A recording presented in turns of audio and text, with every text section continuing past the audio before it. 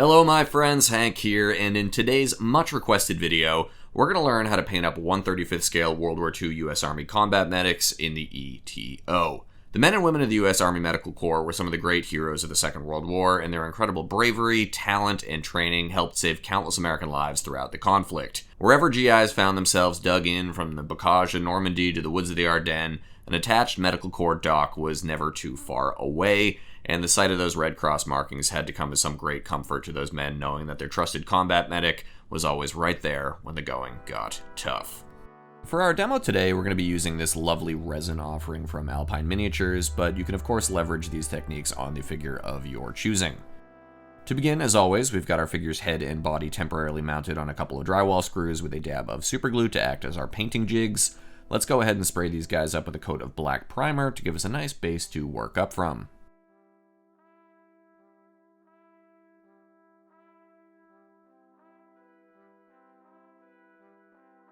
The first thing we're going to tackle here is our helmet. These Medic Cross helmet markings are really going to stand out and help set our figure apart. Let's spray the entire helmet with a coat of Insignia White. This is going to seem a little weird at first, but stick with me here. Next, we're going to cut out some tiny little circles from a strip of Tamiya masking tape and apply those to the four quadrants of our M1 helmet, doing our best to keep those as uniform as possible. Don't drive yourself crazy about making these perfect circles, but try and do your best. I hand cut these with my hobby knife using a little circle printed on my cutting mat as a sort of guide. With our masks applied, let's go ahead and spray our helmet in with some olive drab.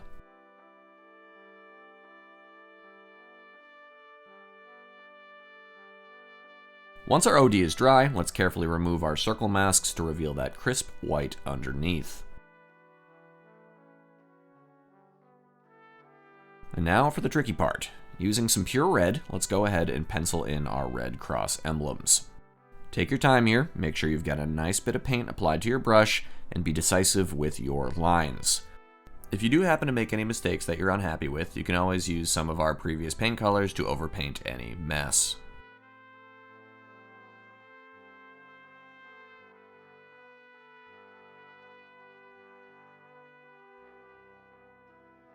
With that hard part tackled, let's go ahead and pencil in the straps of our helmet. The back strap here is going to be khaki, and the front liner strap is going to be red leather. Okay, moving on down to our face, let's block in our primary flesh tone using some flat flesh. We're using my Faces Made Easy technique today. If you would like to check out a full tutorial on 1/35th scale face painting, I'll link to my specific video on the subject right here. Once our base flesh tone is down, let's go ahead and dot in some eyes for our figure here. I'm using this nice crisp blue today, but you can pick the eye color of your choice. We're just going to carefully dot in two little spots to serve as our eye line. That was a little messy here, so let's use some of our flat flesh again to tidy up those eyes a bit.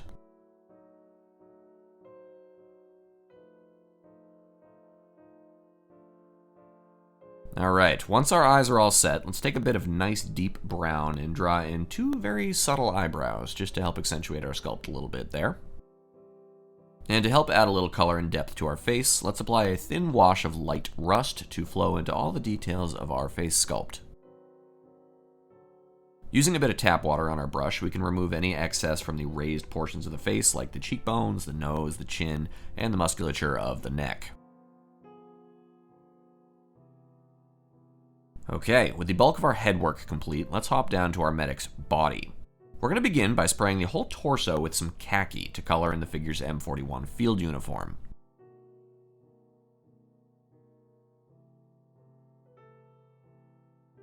With our field jacket blocked in, let's load up our brush with some German camo medium brown and paint in his trousers.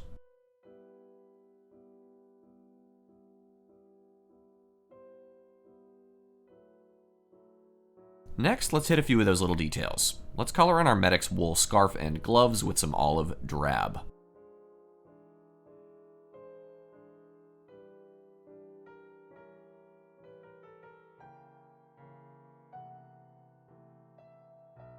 Moving on to our actual medical accoutrements, our figure here is kitted out with the purpose-built reinforced medic yoke and suspenders to help tote around these two large medic pouches and any additional field gear.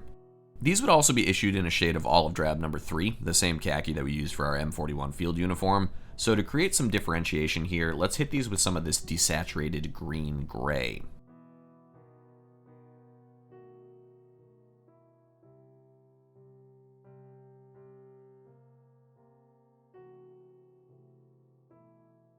For the medic bags themselves, as well as our canteen carriers and our other web gear, we'll block these in with some of our original khaki.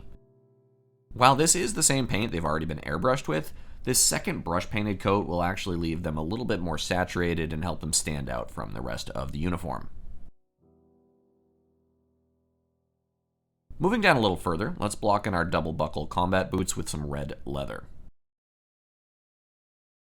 And then let's dot in all of our various buckles and buttons with some flat black to help accentuate those a bit.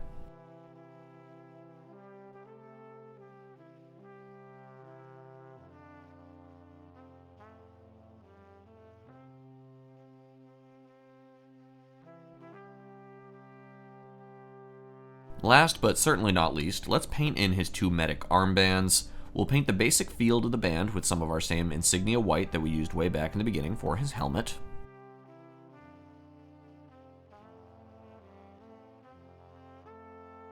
And then, just as before, we're going to very carefully draw in 2 red crosses using some of our pure red.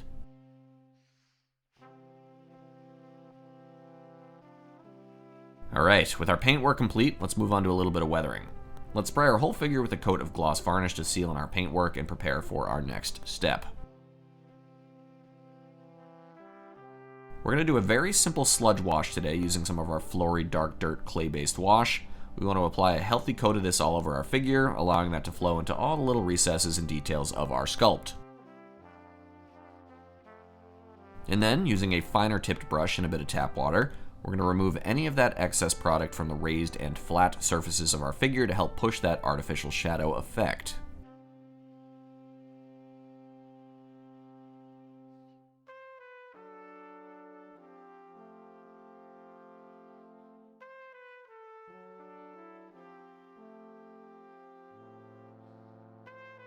When we're happy with our weathering, we can let that dry completely. This is also a good time to attach our figure's head to his body. And then to wrap everything up, let's spray our completed figure with a coat of matte varnish to knock down any excess shininess and protect our finished product. And with that, we've got ourselves a genuine combat medic to add to our next diorama or model project. I hope you guys enjoyed the video. Thank you so much for tuning in. We're going to be off for the next couple of weeks for the holidays, so I hope you guys have a great rest of 2025 with you and yours. Thank you all so much for another wonderful year of cold brews, good builds, and great friends. Your continued support just means the world to myself, to Mrs. Brews, and to Roger, of course. Until next time, my friends, be well, happy building. We'll see you in the new year. Cheers.